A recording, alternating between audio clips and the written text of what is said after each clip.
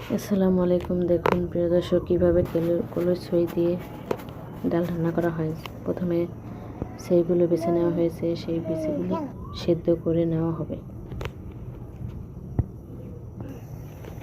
এই দেখুন ধুয়ে সেদ্ধ দেওয়া হয়েছে। সেদ্ধ ডালগুলো এখন বেটে নেওয়া হবে।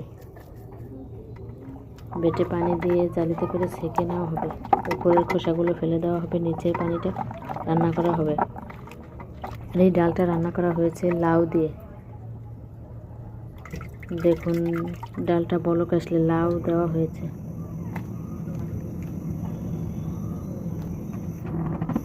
আর এই ডালটা একটু ঘন ঘন রাখতে হবে।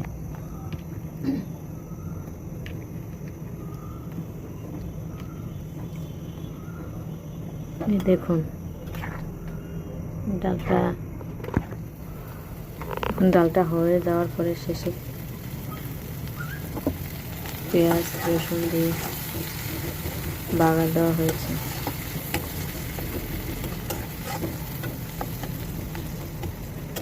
পেঁয়াজটা লাল লাল করা হয়েছে। এরপর ডালটা ছেড়ে দেওয়া হবে। এই ডালটা রান্না করে আপনারা এভাবে খেতে পারেন, খেতে মজাই আছে। এই দেখুন সেই ডালটা আবার একটু বলক আসলে ধনেপাতা কুচি দিয়ে নামিয়ে নেওয়া হবে।